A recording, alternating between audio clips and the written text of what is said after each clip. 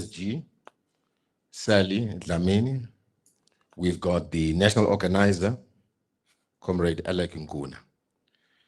The press briefing this afternoon will be led by the SG, where he's going to take us through in his statements the outcomes of the national officials meeting, the plans going ahead in light of it being the year of the local government elections, and I think other further announcements which are important, both to the membership and to South Africa at large. Without much of a delay, I'll allow the SG to now lead us in reading out the statement, and then we'll take the questions and answers after. Thank you. SG. Thank you very much, Somlomo, and greetings to the SGO, the entire SGO is here, the Deputy Secretary General on my right, and the National Organizer on my left. Let me also extend my greetings to members of the media and to MK comrades who have come to this press briefing. The purpose of this press briefing is to inform the members of the MK party and South Africans at large about the resolutions that have been espoused by the national officials meeting, which was held in Durban from the 22nd until the 23rd, from Sunday until Monday.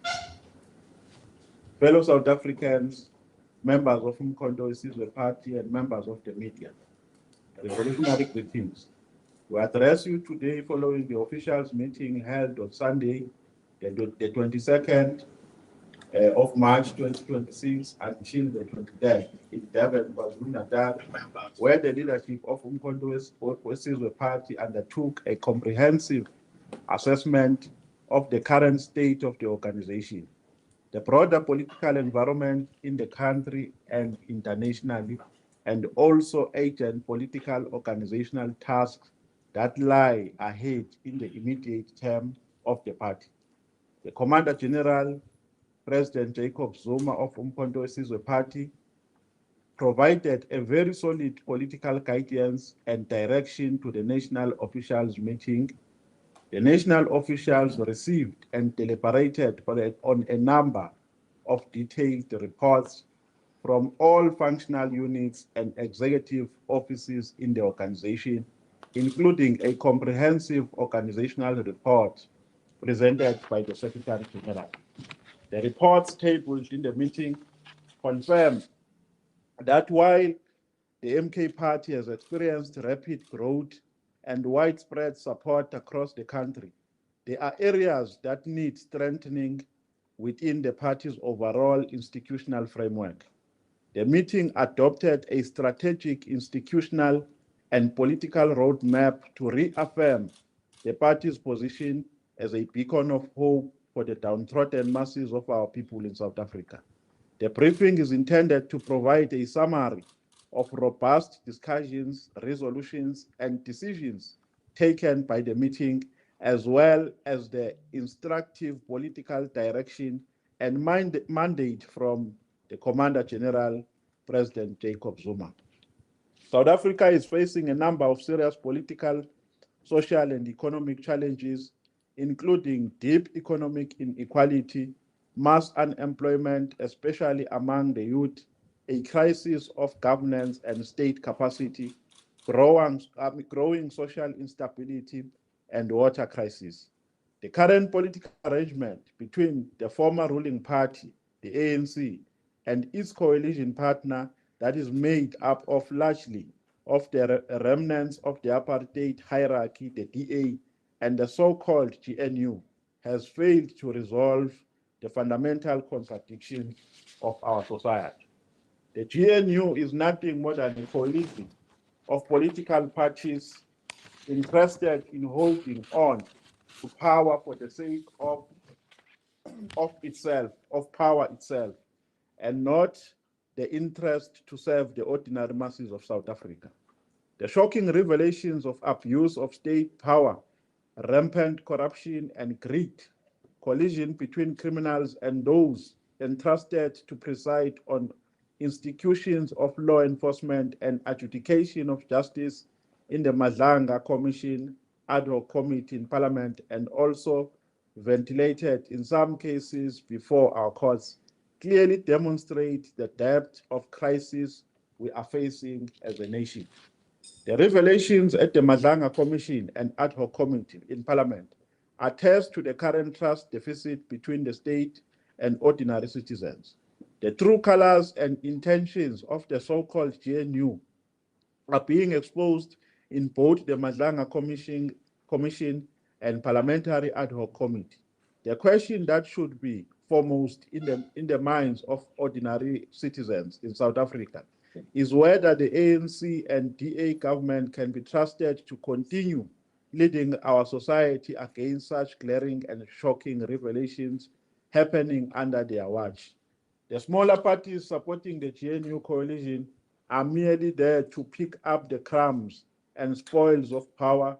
They stand very little chance of changing anything, since the real power behind the GNU is the ANC and the DA, who have so far failed to act on the countless cases and incidences of abuse of state power, such as Palapala matter, the sealing of bank statements regarding the CR17 campaign, the rampant looting of the Tembisa Hospital coffers by individuals directly linked to those in power, and many other cases as witnessed in the media almost on a daily basis.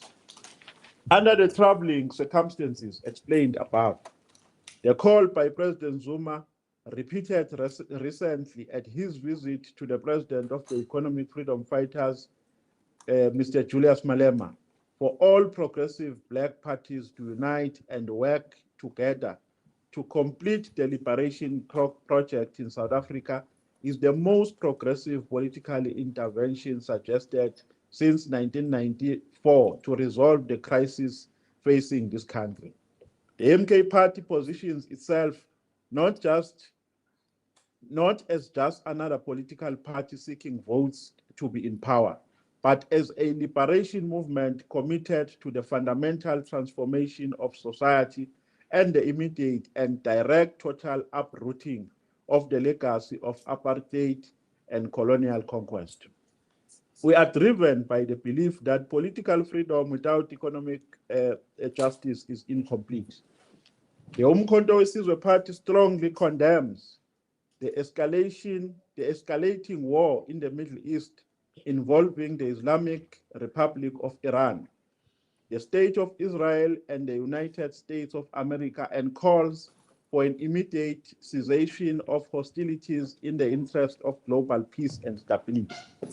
The party notes with grave concern that this conflict has already triggered sharp increases in global oil prices, which inevitably translate into higher fuel costs for developing economies such as South Africa, where transport and production depend heavily on imported petroleum. Experts warn that disruption to major oil supply routes have pushed crude oil above $100 per barrel, placing upward pressure on fuel, food, and basic commodity prices worldwide. Umkhonto weSizwe Party emphasizes that it is the poor and the working class who suffer the most from these price shocks, as rising fuel costs cascades through the economy, increasing the cost of public transport, electricity, and essential goods, thereby deepening poverty, inequality, and economic hardship. The movement recognizes both opportunities and threats before it. There is a growing support among the masses of our people for a decisive political alternative to the moral bankruptcy and indifference of the so-called DNU.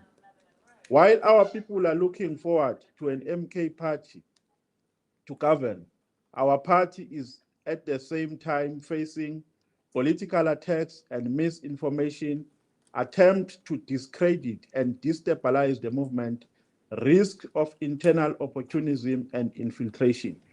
We will confront these challenges with vigilance, unity, and discipline.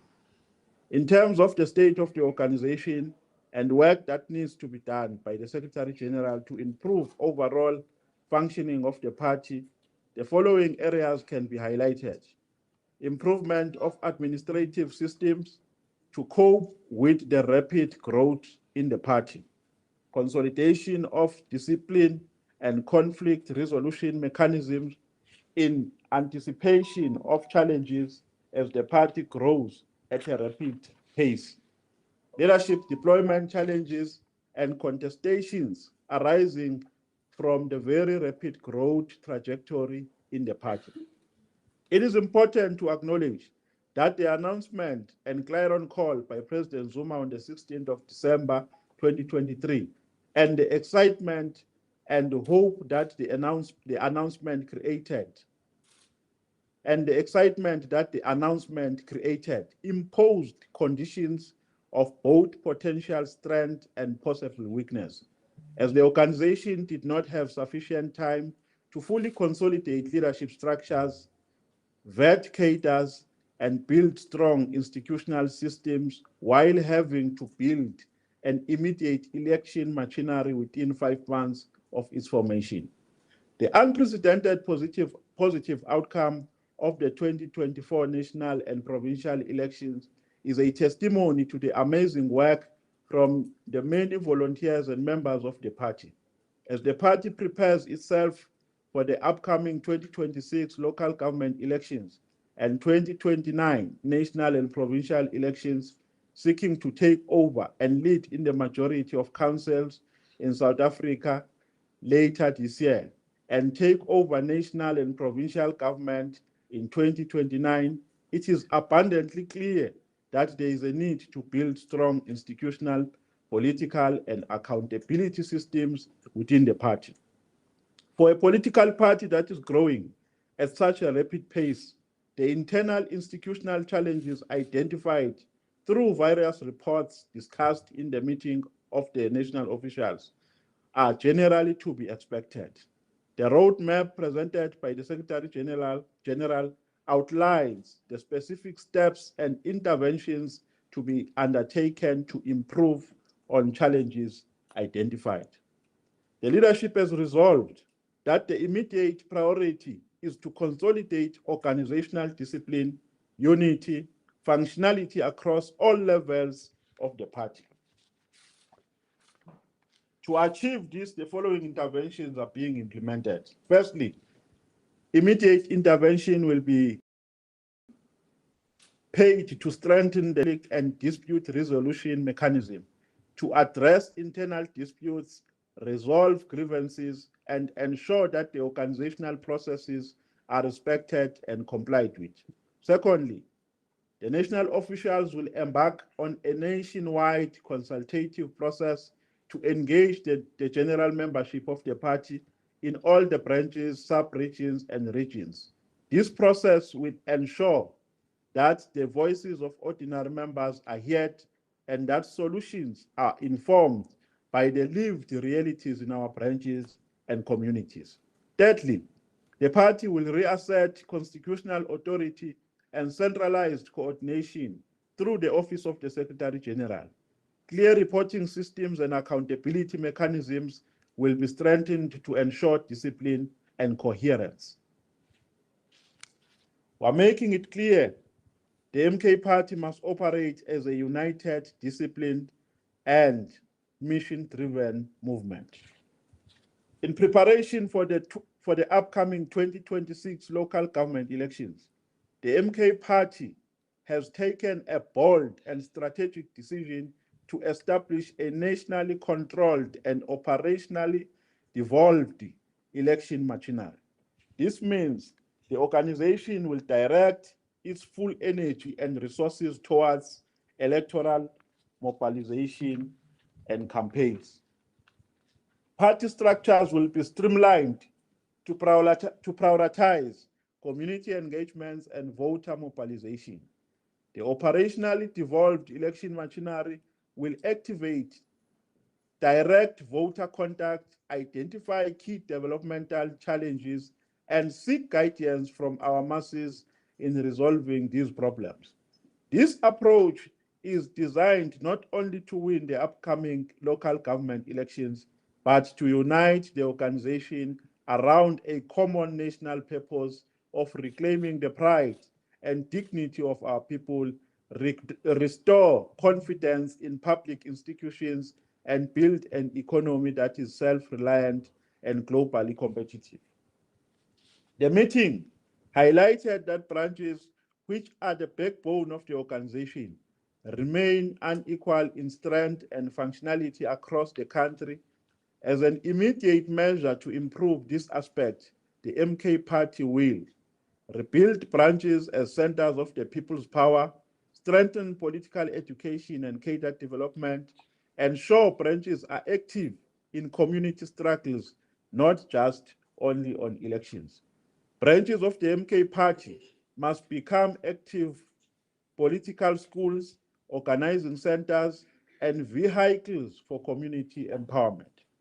We are moving decisively to ensure that the MK Party is rooted in the daily struggles of our people. To improve its resolve and tactical strength regarding policy certainty, the MK Party will convene a national policy conference in June 2026. This conference will provide a clear and coherent policy framework, guide public representatives and members, strengthen ideological unity within the movement. Following the policy conference, the party will launch its election manifesto through a national rally to be led by the president. This will mark the beginning of a mass mobilization campaign across the country.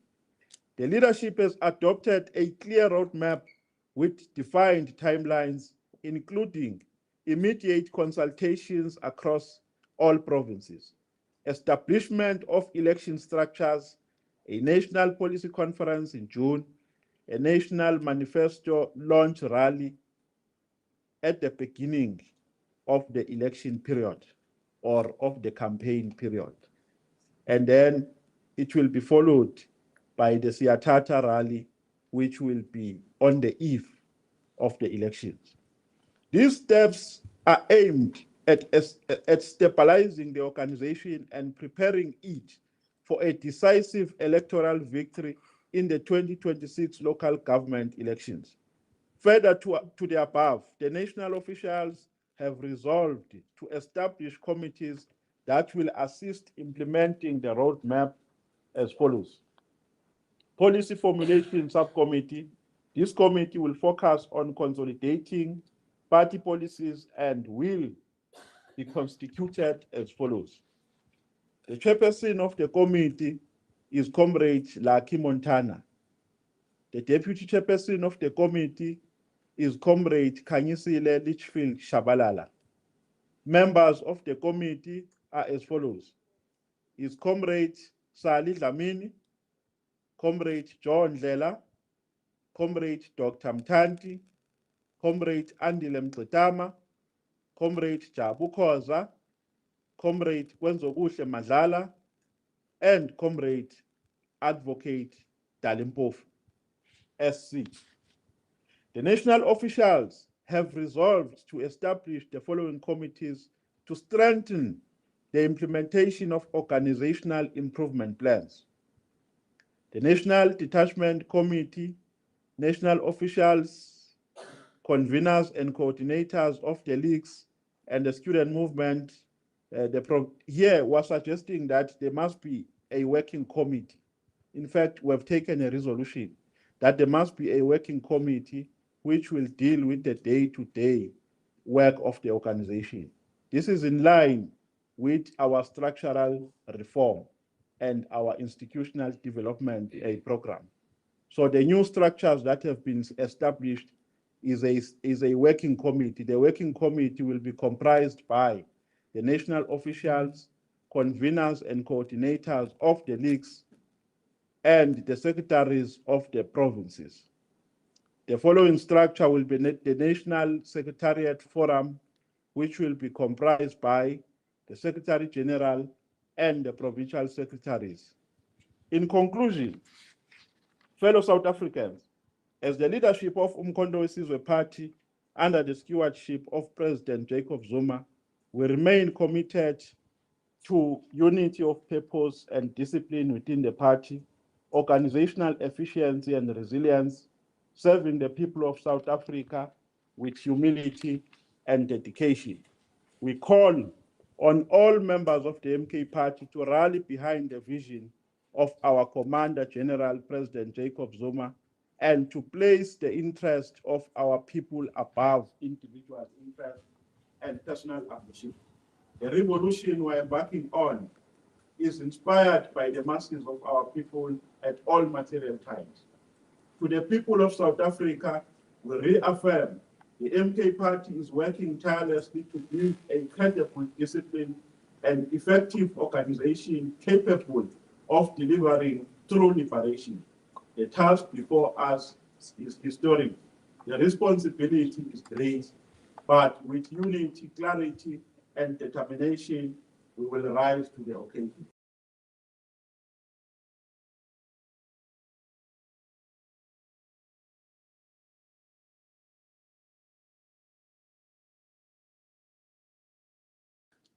First five. Let's see with the rise of hands. There you go. That's the first one. Samkel 2. 3. Isn't that SAPC crew already? And then, is there a fourth one? So 3 questions. Is there a roaming mic? If you could please, Bongani, circulate that.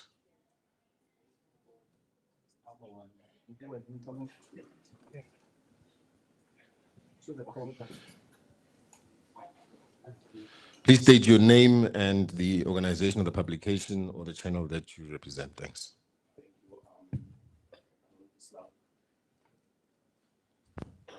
Thank you, Silver Sibiya from UFM. Firstly, when you talk about parties, black parties working together of becoming one party,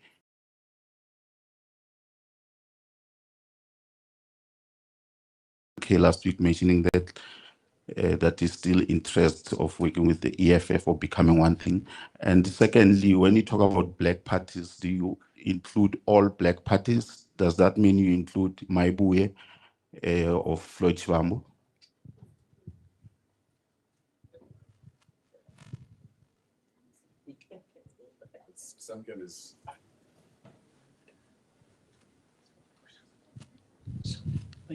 Samkele Masego here from the SABC. Mr. Nomvalo, Secretary General of the party, just the essence of you take on this role when there's been a revolving door of Secretary Generals at the MK party, which in some quarters of society, it may be termed as instability and constant chopping and changing, which gives credence to lack of coherence within the party. What are you going to do to ensure in some of the priority areas that you've mentioned in coordinating the work of the party that it succeeds and that you are not dismantled or halted along the process by political divisions and instability of constant rumor mongering that goes to the leader of the party? Then secondly, on a policy formulation perspective, particularly on international relations and the balance of forces internationally, where does the MK party sit, particularly with the tensions that have erupted in the Middle East and the Gulf region with the United States of America, Israel, and with Iran? Then lastly, on Morocco, we've seen a close-knit relationship between the party and Morocco.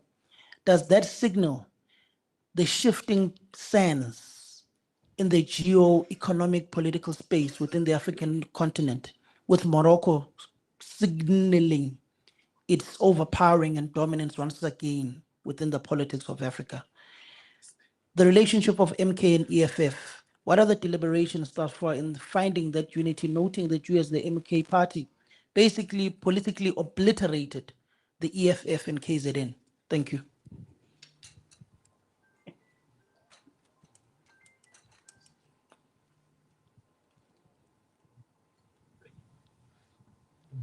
Okay. Okay. My name is Ntebu Mokobo. I'm with the SABC. Secretary General, in fact, this is the first time I come to the MK party, and there hasn't been any mention in terms of someone moving in or someone moving out.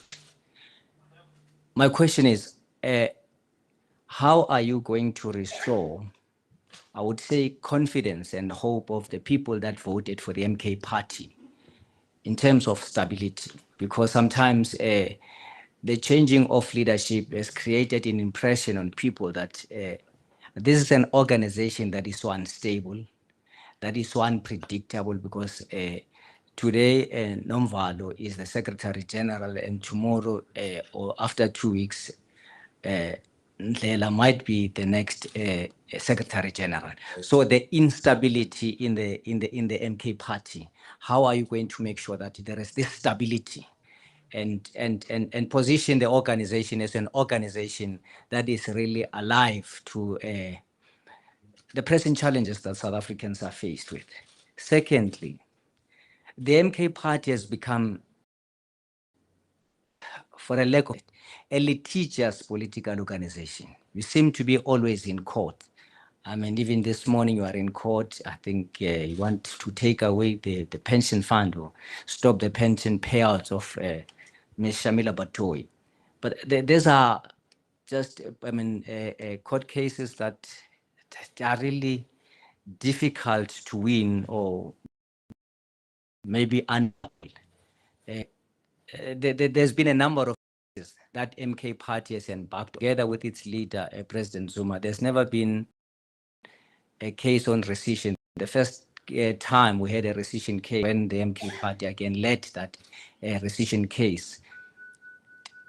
How much are you spending in so many cases? And because every time there is a case that you guys have to battle out in court, how much are you spending? And are you really confident that, I mean, even this case, it's on an urgent basis?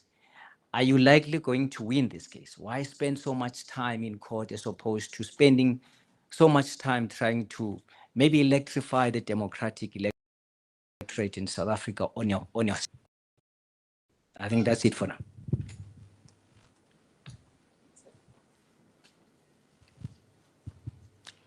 Thank you very much. My name is Sisanda Mbolekwa from the Sunday Times. Good afternoon. My question to you today is towards the roadmap ahead of the local government elections. Has the party placed any efforts in distancing itself from the notion that it is a regional KZN party? And does the party plan to make any serious inroads in terms of winning electoral support in other parts of the country across South Africa? Thank you very much.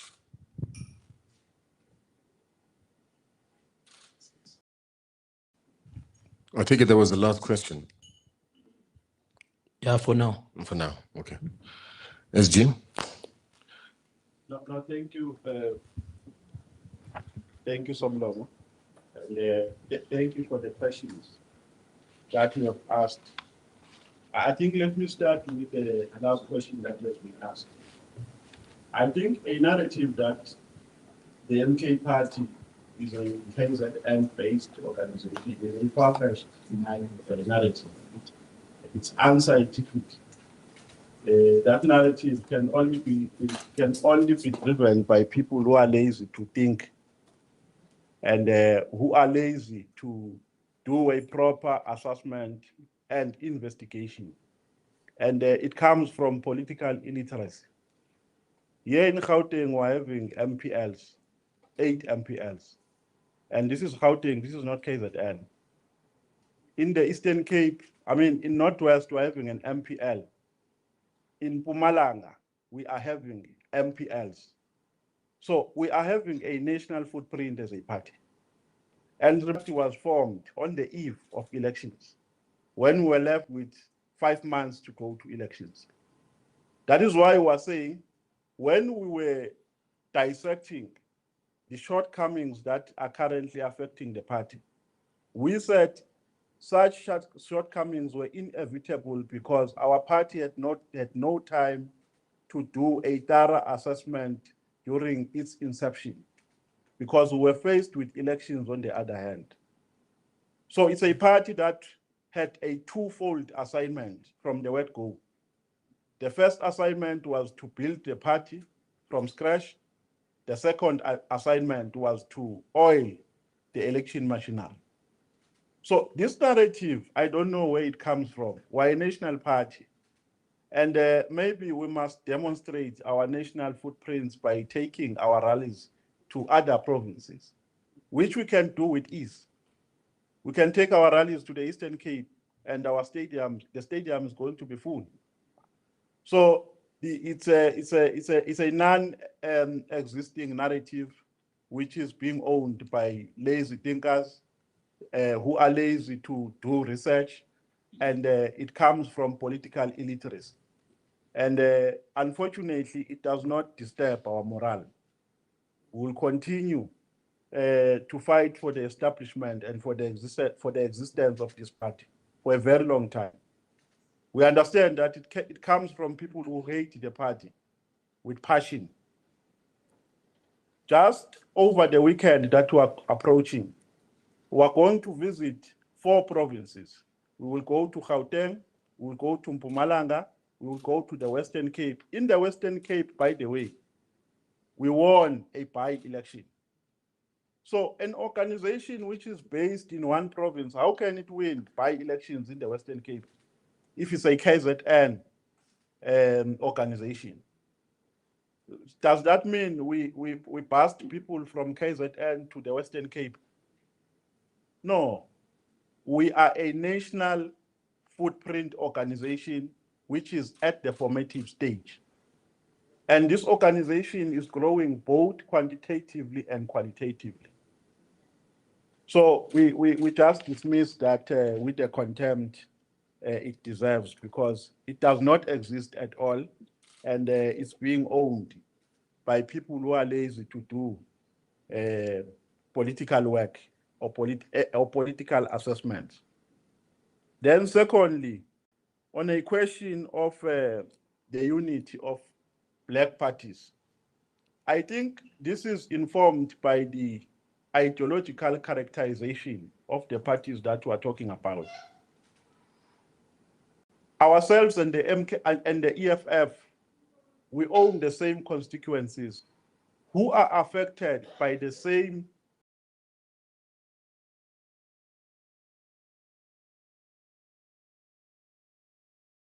are located in the rural areas and in the urban areas.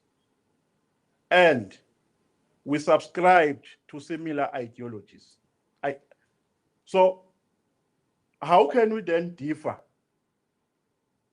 Because we subscribe to the same ideological characters.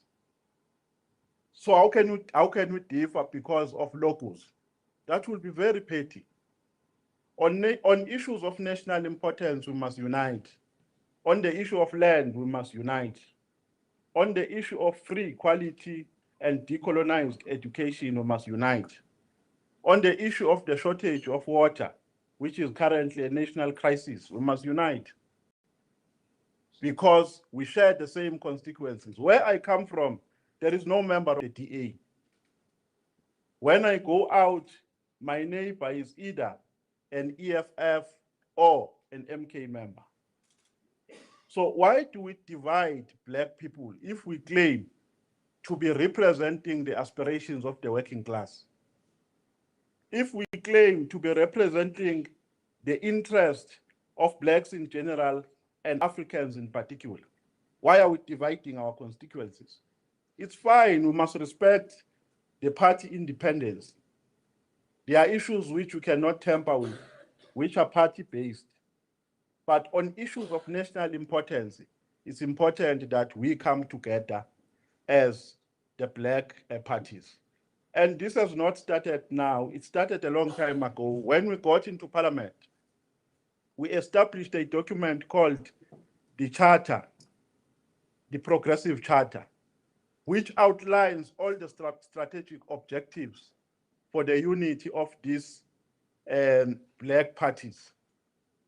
And which talks about the aspirations of black people, which talks about the strategies to which we must commit and the objectives. So that is the basic ideological foundation which defines this unity that we are talking about.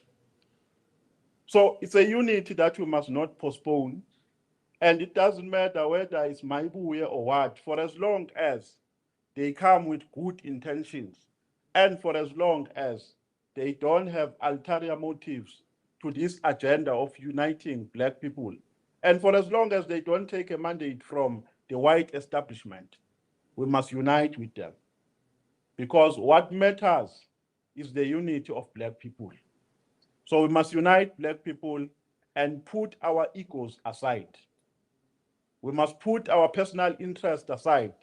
We must put our individual ambitions aside. This unity must be orchestrated, even if it means some of us must lose positions. But for as long as it carries the interest of Blacks in general and South Africans in particular, it must never be postponed. So that is a unity that we are talking about, because President Zuma is always saying, these white people are funding us to open parties. Why are they doing that? The mandate is to fragment the Black votes. They want us to go to the ballot divided so that they can triumph, so that the agenda by the white establishment will remain intact. So it's a unity that we cannot postpone, and it's a unity that speaks directly to the interest of Black people. And then I also don't understand people who would want to characterize the state of the MK party as being unstable because we are making rapid changes of leadership. This is a new formation which has a political fragility which is inevitable because of its age. We're a young organization. We are less than 3 years. So constant changes are inevitable because from time to time, we test characters to different responsibilities. And we say maybe this character can help us to achieve this objective. And if we realize that the character, because we're still trying to study different modalities towards achieving a united and disciplined force of the left. And if we realize that this character at this stage does not take us to where we want to be, we make changes. And there's nothing wrong with that. So where do you take this instability? Where do you draw it from? Because our caucuses in parliament, for instance, are running properly. If you go to Cape Town, you will never find a day where our caucus is not there because of instability. If you go to KZN, you will never find an instance where our caucus members are not there because there's instability. We are developing systems from time to time through applying different methods and modalities. So that is not instability. A party that suffers from instability is a party that cannot even conduct its business, its core business. You see, we're having a media briefing here. Comrades are full here, wearing a regalia. They are charismatic, they are energetic, and they've been energetic since the inception of this party. So you are very narrow when you want to characterize the party as being unstable if you are using this thing of changing leadership as a yardstick. You must go further, go beyond. Go to committees in parliament and see the participation of our comrades there. And tell me if comrades with that capacity can be coming from an organization which suffers from instability. An organization that suffers from instability can't even provide a political mandate to its deployees. Our deployees go to parliament every day, guided by the mandate of the party. That's stability. So I lobby you to change that mindset because it is going to take you to the forest. It's a wrong mindset. If you want to know the state of the MK party, you need to go deeper. Go and analyze our structures. Go and analyze. It's like the people who are saying we're a party with no policies. They don't know that in 2024, we went to Bela Bela. There are policies that are in place which are defining the ideological character of the MK party. We're an organization which subscribes to Pan-Africanism. We adopted those policies, and we're saying now we must go back to the policy conference so that we can comprehensively define our aims and objectives and comprehensively define our ideological character. Because the political dynamics are not stagnant. They change from time to time. So it's important for the party to revisit its policies as society continues to mature. So it's a wrong narrative that you must dispense with. Leave it to lazy thinkers to drive it. It's a wrong narrative. It's far-fetched. It does not exist. Even if we can be changed tomorrow, we can be changed or we can be removed. We're not going to view this party as a party with no stability because we are removed from positions. And one thing that we have never done to suit this narrative is to go deeper into the reasons that led to the removal of the people who have been removed. I'm sure we have never done that.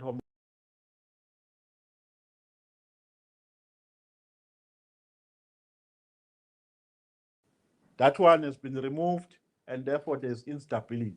That is wrong. The role of investigative journalists and journalists in general is more complex than that, is more broader than that. You can't rely on headlines. If SABC says Mwango has been removed, Nomvalo is in, then the party is not suffers from instability. Go deeper. What has led to the removal of that comrade? What has led to the appointment of this comrade? How is this comrade going to carry the mandate of the A party forward? What qualities does he have that the other does not have for this particular task? I think that is what you must do so that you will have a narrative which carries some substance. And then, am I leaving anything else? International relations. On international relations, we support anything that launches an onslaught again, and successfully so, against the neoliberal Western agenda. It's for the first time Donald Trump doesn't know whether he's going or he's coming or going. Just last week, they attacked the nuclear base in Iran. So America is a bully. We know that they are a bully. Donald Trump is a bully. He's a lunatic bully. But this time he's confused because he did not expect the military response that he's getting. It's very massive. But as a party that carries the interest of the people, we are saying we call for cessation. We call for peace. We call for stability. Because even countries which are not directly involved in the conflict are affected. Fuel is going up. The price of oil has gone up. And that tells you what will happen tomorrow. If fuel goes up, food on the shelves is going to go up as well. And the whole country will be affected.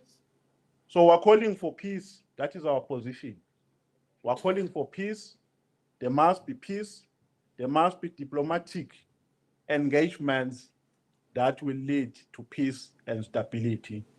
But in that call, we are saying we support any person who launches an onslaught successfully so against the Western imperialist agenda. Because Donald Trump has behaved like a mini god of the world. as a god of the world, who can bully any country. But we're calling for peace because our people must not suffer as a consequence of the conflicts that are happening in the Middle East. And then with regards to litigation, going to court and so on and so forth, there's nothing wrong when you go to court because you have to seek relief. And going to court is better than going to the street. Because when you go to court, you are going to seek relief because you believe that there is unfairness and the law has not been followed to a particular extent. So there's absolutely nothing peculiar with that. We must not be made to feel bad because we like going to court. Remember, we are the official opposition, and our constitutional mandate is to hold the government accountable. We try to hold the government accountable in parliament, but we don't have numbers.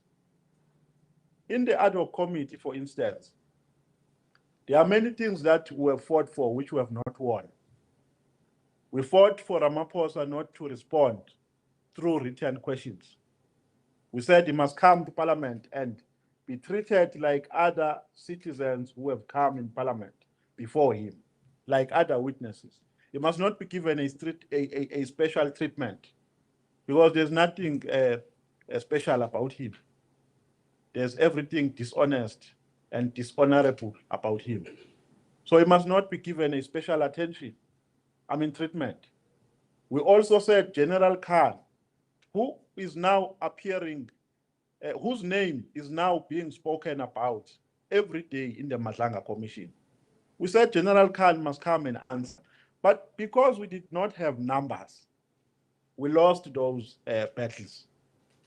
Now, what option do you have when you try to fight things as an official opposition using oversight mechanisms in parliament? You try to fight those things in parliament and lose them. What should you do as the next step? Should you fold arms? Especially when you feel that there's injustice here. You can't fold arms.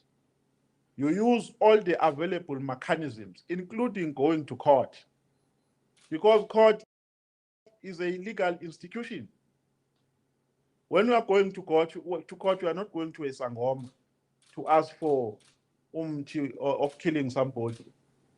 When you go to court, you go to seek relief from a perceived competent judge. You are using the legal routes, you are using the legal mechanisms. So that can't be viewed as a foreign practice. It's not foreign. It's within the constitutional framework, it's within our right, and it's within our mandate as well as the official opposition to do that. So there's nothing wrong. Even tomorrow, if there's a need for us to go to court, we will go to court. If there's a need next week for us to go to court, we'll go to court. So even if there's a need for us to go to court every day, we will go to court every day, for as long as we feel that there's an injustice that has been committed against the interest of the people of South Africa. I leave it to Somdo. Take my office. Is there anyone else that wants to ask a question? Oh, Lunga, Melan Gadia. Anyone else? I think, is that the only one? Okay. Lunga? Yes. No, thank you very much, Secretary General. My name is Lunga. I'm from the Mail and Guardian. Look, my first question would be in terms of the Gauteng budget. How are you planning to vote here in Gauteng? We know, obviously, the Secretary General of the ANC has said that he will refuse to meet with you. And one of those things was maybe to try and create a relationship between Gauteng and MK Party here in KZN and in Gauteng. So is there talks going on? How are you planning to vote for that budget in Gauteng? And secondly, for you, Secretary General, would it not been, I mean, it's a very interchanging position that you are having there. Would you not have rather remained there in Parliament, or do you feel that maybe this this would be a better option for you to grow in the party? And secondly, maybe are you putting Mr. Kanyile here as the mayor of Johannesburg? Who's coming as the mayor? Thank you. Uyasebenza Kanye.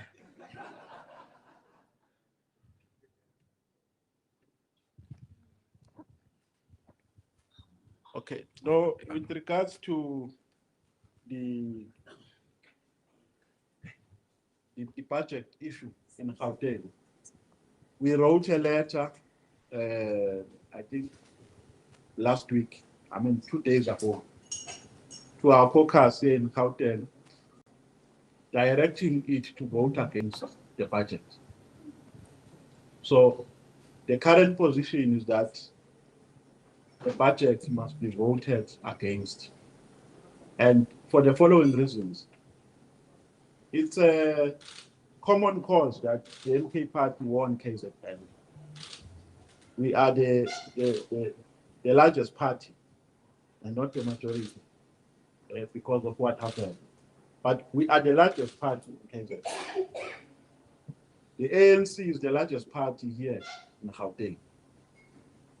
So we said, out of sympathizing with a cause that is being championed by Panyaza here, because Panyaza was able to defy the agenda of the white establishment. Out of his convictions, he established his cabinet. Out of the guidance of the national leadership. And then we said, because of that, maybe we can be lenient towards Panyaza here in Gauteng because he is not part of the white establishment agenda. But remember that the MK party is a unitary organization. It's not a federation of provinces. So when we deal with the issue of governance, we can't deal it with one province in isolation. That is why the discussions about provincial governments must be held at a national level between the national parties, not between provinces. Because you can use Gauteng to negotiate for KZN. You can use KZN to negotiate for Gauteng. So out of the political illiteracy, insurmountable political illiteracy of the Secretary General of the ANC, who can't even understand who's a strategic potential ally in the revolution, we took the decision that we took because our second deputy president invited them to a bilateral meeting to say, let us come and discuss about KZN and ultimately Gauteng. He did not even respond to that letter. And that is a reflection of a deep-seated hatred, deep-seated ignorance, political ignorance. Because a party that was able to engage with the West enemy that killed the people of South Africa, why is it difficult for it to engage with the MK party, which talks about liberating blacks in general and Africans in particular? Why would you make a mockery when that party invites you to a discussion about a proper running of government? You go to the media and make that party a laughing stock. So we said maybe even here in Gauteng, we need to change our posture. But we took that position with a full apprehension of the stance that has been taken by the Premier of Gauteng. And we sympathize with him because he now suffers from the sins of the incumbents. We know that he does not believe in the DA. he excluded the DA from his government, despite an unreasonable instruction and pressure he was getting from his top leadership. So we wrote a letter to our caucus to say, maybe it's high time that we do not vote with the ANC so that they can see how they pass their budget without the MK party. Because here we're an organization as well. We can't watch our comrades being suffocated here. I mean, being suffocated in KZN, and while we are mingling with the ANC in Gauteng, as if we are talking about different parties. This is a unitary organization. It's the same party. Provinces are accountable to the same national leadership. So it doesn't make sense, but we have not stopped the discussions. There are ongoing discussions. Anything might change depending on the attitude that we get. I'm not going to disclose the nitty-gritties at this stage of those discussions, but there are discussions that are being conducted underground. So that is the position of the MK party. That with regards to mayoral candidates and your vote of confidence to Kamile, I don't know. but the party will establish guidelines which are going to give guidance on the selection of our mayoral candidates. We're not going to do it haphazardly. When the time is right, we'll inform the media that we are now at the stage where we are ready to communicate with you on who is our mayoral candidate, where and how, because we want to be scientific in the process. We don't want to do it haphazardly. We want to get capable men and women who are going to serve our metros, our district municipalities, our local municipalities, and who are going to be councillors and serve with the highest level of success. We don't want mediocrity. So we're not going to rush the process because other parties have announced. We're not going to do that. For now, we are busy with our policy framework that will make a determination of how we are going in the process. So that is the position.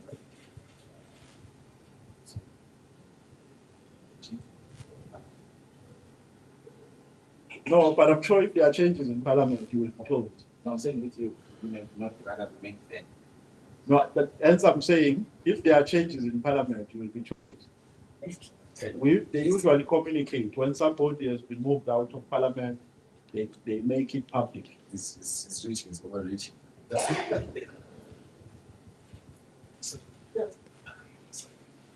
I think the last round of questions, then we have to close.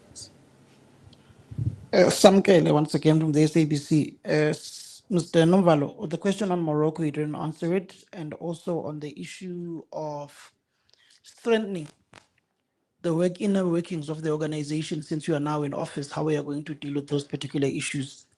Then on the issue of Gauteng, I find it very peculiar on this deep relationship that seemingly is there between the ANC in Gauteng, because Panyaza is not an individual, he's formed part of an organization, and yourselves. If you're saying discussions are ensuing underground, what would be the content of those underground discussions, particularly noting that the budget does not pass without you in the Gauteng legislature, unless if they were to adopt a similar method they adopted in Ekurhuleni with how Dr. Kagaza passed his budget with the abstention of the DA and Action SA from the voting process. Are you looking at rather voting, non-voting by abstaining in the Gauteng provincial legislature? Then on the discussions between Mbalula and Tony Yengeni, whom are seemingly friends outside of the political realm, what would be the nature of the discussions that the MK party would want to have with the ANC when, after the elections, the ANC had written to the MK party seeking engagements from a government in the province of KwaZulu-Natal? And the MK's party simply blue ticked them and never responded at all. And the leadership was nowhere to be found, as in the records that are there within the public domain at the time. Yeah, no, maybe, no, maybe, maybe let me come on the last one, Samuel. You know, I think flexibility, natural flexibility is very important, generally in life. When we were invited to discussion as the MK party, it was after the elections, if you remember. And the MK party at that stage was contesting the legitimacy of the election outcome. That is a task that we're busy with. That is why we did not pitch up to their meetings. In fact, we did pitch up, and to some meetings, conditions were put, and those conditions were never agreed to by the ANC.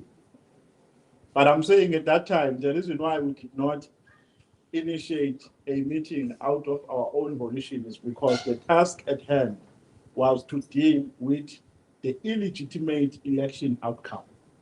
That was the priority of our political program at the time. Now we are saying, in pursuit of a call that is being made continuously by our president, parties must come together and see how we co-govern. Balula is giving a mischaracterization of black parties. He says we are not a pro-left organization. Does he even know what a pro-left organization is? I doubt he knows, because I even doubt that he has ever read the policies of the MK party. He has never read them. But he is quick to go to the media and mischaracterize our organization. How can an organization that subscribes to Pan-Africanism be not pro-left? An organization that calls for quality decommodified education, how can it be not pro-left?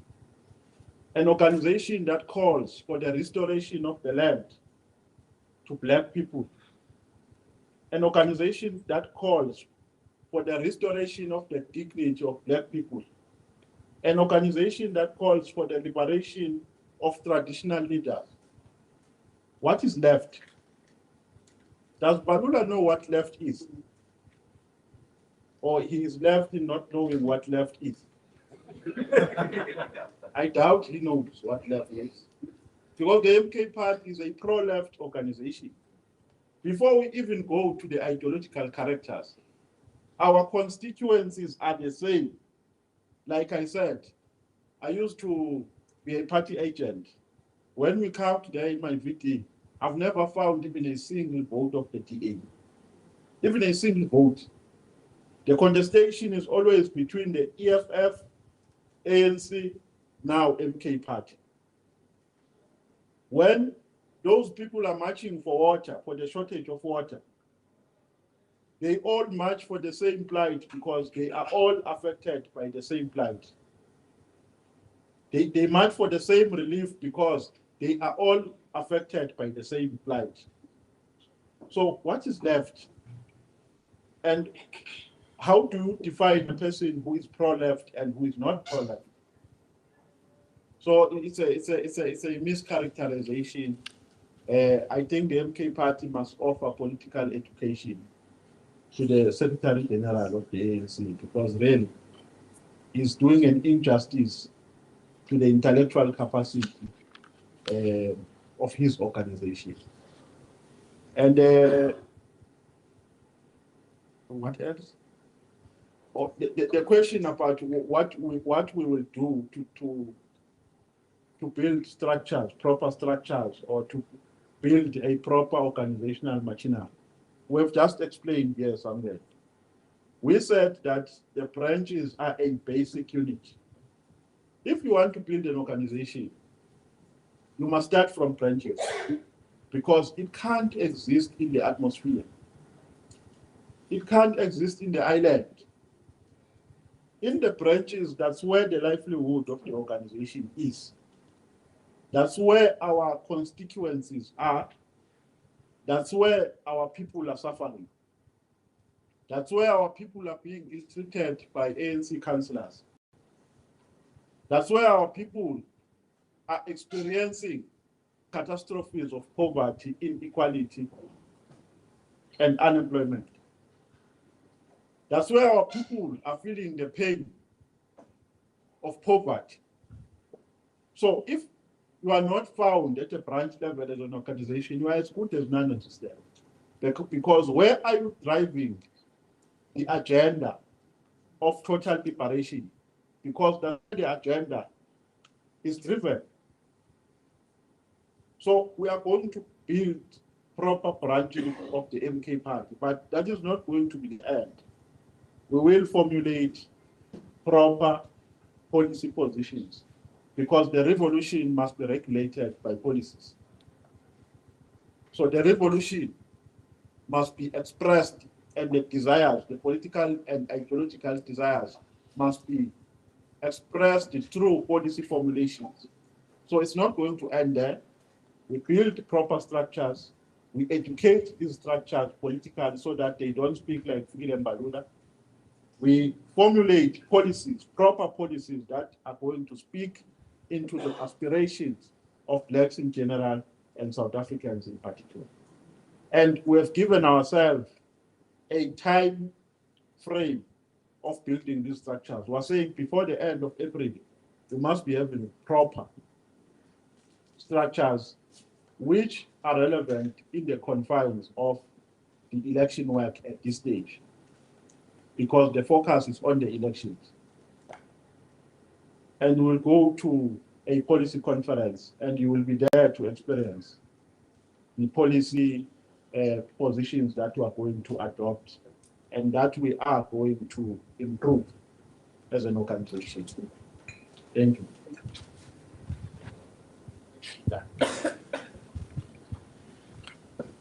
Samkel, on the issue of Morocco, I think we've stated clearly and categorically what our posture is on Morocco.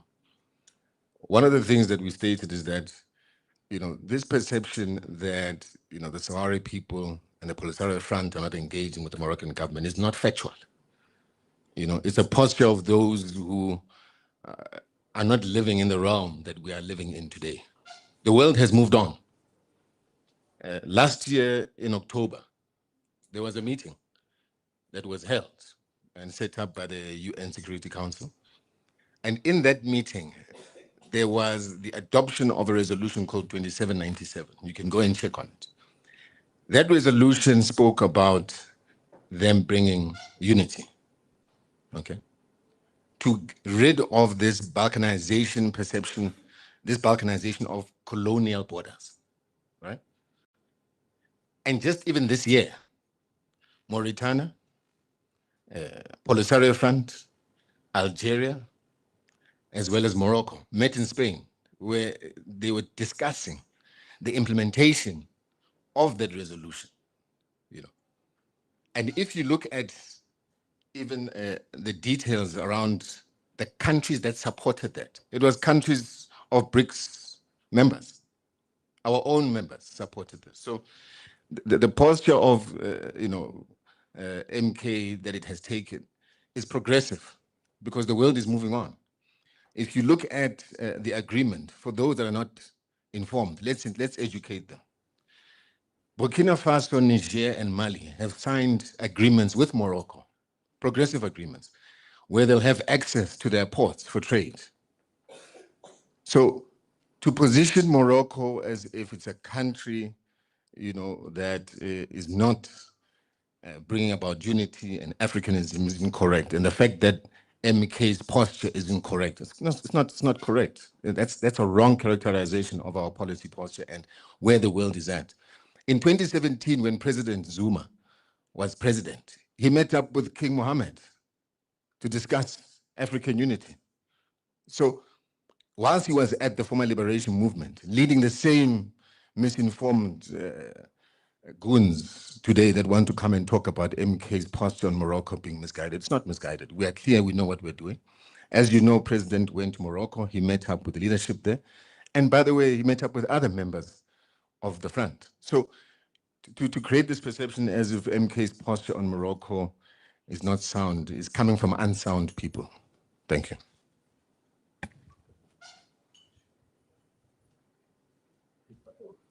I think that's it. Yeah. No, thank you.